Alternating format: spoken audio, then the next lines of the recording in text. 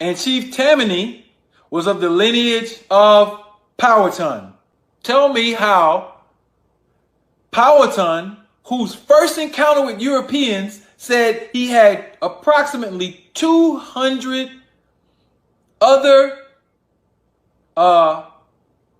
Indians with him who are as black as the devil.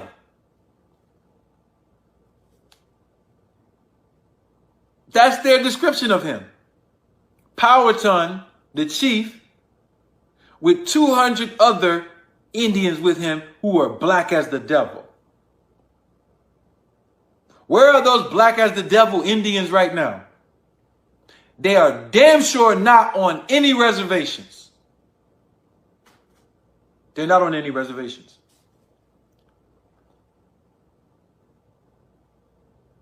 So we have the name Powhatan coming from Mexico. Not only do we have that, in 1758, I need you to get these facts. When the tribute was paid to 13 chiefs, it was paid in money from Mexico City. It wasn't paid in money from Great Britain. It wasn't paid in gold from the colonists. What I'm about to unload to you, you have never heard. Okay, so now we following the lineage. The word Powhatan is a glyph in the She language, so-called Mayan. It shows up in Virginia, and there's a chief named Powhatan. And there's a ceremony. When you say powwow, it's really from powwow. Powwow is a ceremony. It's the solstice and equinox ceremony. It's not the name of the tribe. T.D. Shung was black. Chief Tammany was black. Chief Powhatan was black. And we know the Mayans were black. Literally, with locks. Chief Tammany met with William Penn, and they created something called Philadelphia. It was a little village. If you've ever been to Philadelphia, the jurisdiction of Philadelphia at the time that William Penn was conferred this land was between Franklin Square, Washington Square, Rittenhouse Square, and Logan Square. That was the jurisdiction. So we have in our minds that they took over all this land. They didn't. They had little villages, and they were interacting with a whole group of people. So by the time you get T.D. Shung, who is Chief Tammany's grandson, T.D. Shung appoints Charles Thompson, right, to be the secretary for the Continental Congress. That's a fact. Charles Thompson starts a group called the Sons of St. Tammany, also known as the Sons of Liberty. These were the people who worked with the Aboriginals to form their governing societies. Sons of St. Tammany, Sons of Liberty. Charles Thompson started it. He was the head. And then other people came in. Now, you remember me saying that Benjamin Franklin stole the identity of Benjamin Banneker. And his name was not Benjamin Franklin.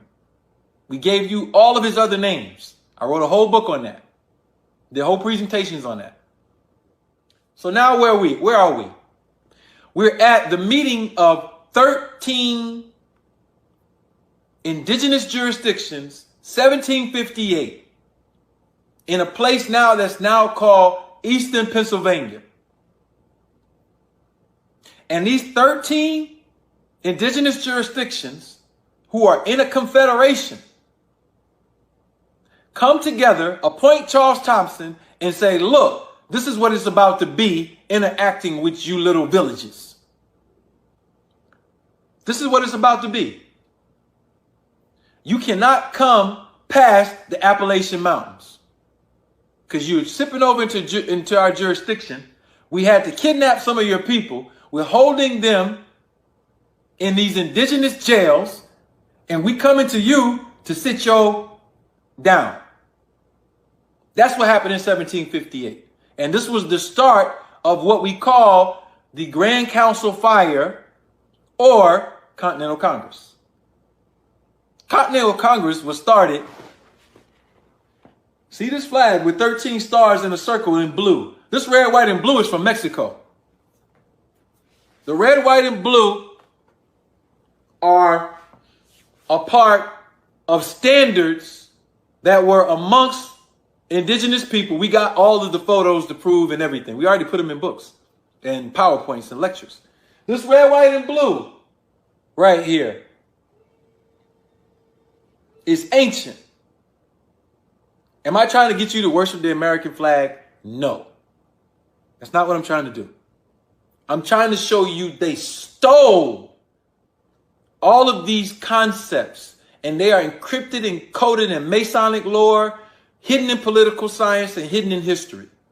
This circle of 13 represents those initial 13 indigenous jurisdictions who did something important. They gave Charles Thompson and all the other groups of white people the ability to expatriate from Great Britain. Charles Thompson was given a name. I put the name in my book. I ain't even gonna say what it was. John Hancock was given an indigenous name. They went through ceremony to become citizens of indigenous jurisdictions. This is why the Declaration of Independence in the original document is lost. They don't want you to know that on July 2nd, 1776, the only signatures that could legally go on this document were 2. Now this is going to review your whole idea of slavery. Because I'm telling you that what happened was genocide and denationalization. It was not slavery. You have to stop saying you had ancestors that were slaves and start saying your ancestors' jurisdictions were toppled and they went through genocide. Those are the legal terms that put you in the framework to move towards remedy, to give you the understanding of what the remedy should be. So this circle of 13, this 13 in red and white stars, right? These represent 3 houses of masonry.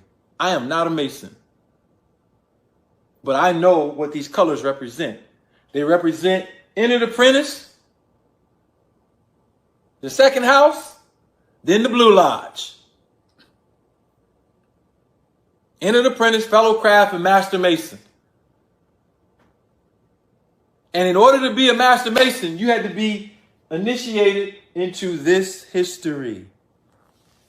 The history of what does this 13, 13, 13, 13 represent? Why, when I pull out this dollar, listen, I don't teach this history like the cybermoors. I have to be very careful because I have a lot of people, and I've been doing this a long time, who try to make this what it's not. Go through all of them.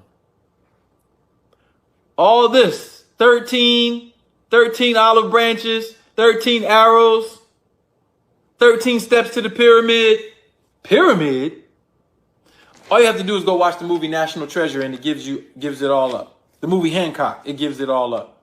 This 13 represents the initial 13 indigenous jurisdictions who had a confederation, and they were black people with hair like mine, genetics like some of them like mine.